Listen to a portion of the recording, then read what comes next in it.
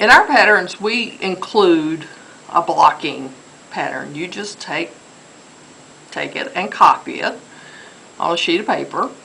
Be green. Use what you've got in your house. This is a piece of old foam core. You could use cardboard. We normally would have put saran wrap over the top of our blocking pattern to protect the thread from the ink and also to keep it from sticking to the paper when we're going to put the snowflake on here. But we put this non-glare one here so you can see what we're doing. Okay, after this has soaked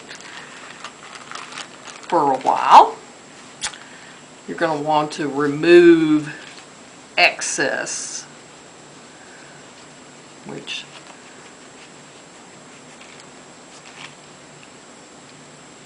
and you're going to put it down like this.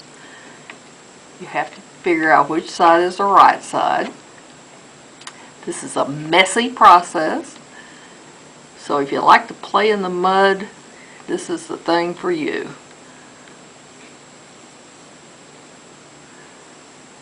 You center it. Here's the center right there. And I am going to use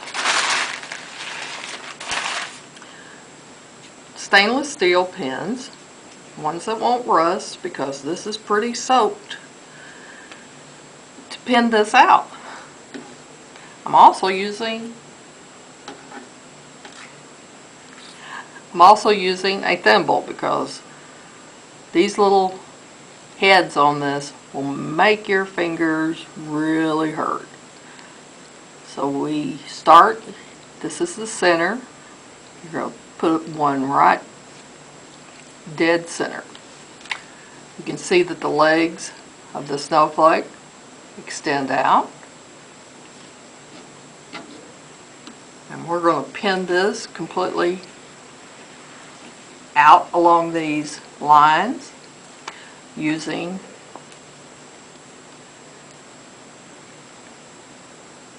the tops of the little picots, like that.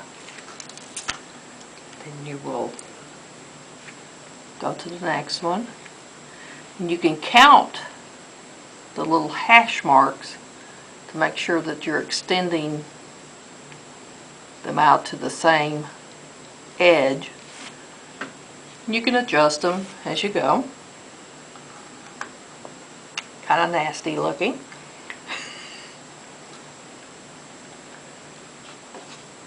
But you start with the first longest points, and you may have to straighten out the picots along the sides. You can see here these wanted to turn and flip inwards.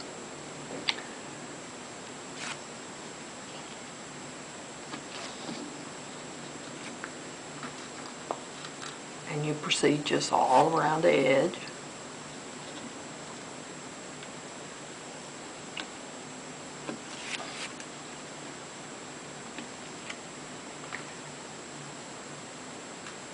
Until you've got all of these points extended outward.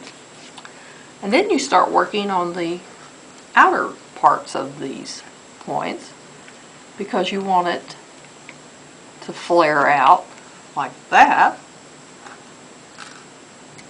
You start putting some pins in, and sometimes the pins bend on you. That's why it's nice to get good quality ones.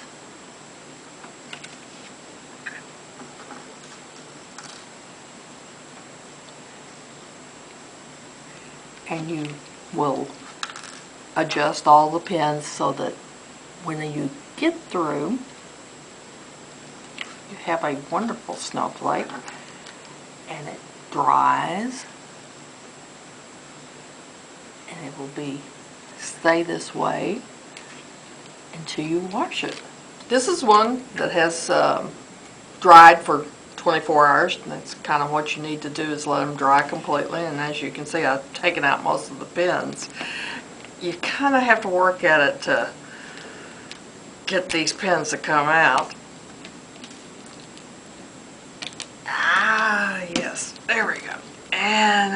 you can tell why we want to use the plastic, because you can see it's wanting to stick. See all the starch here?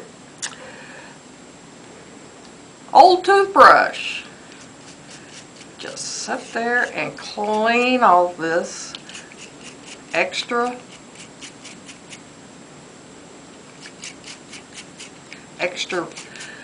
stiffening. It's actually not starch, it's stiffener. And there's your perfectly stiffened snowflake.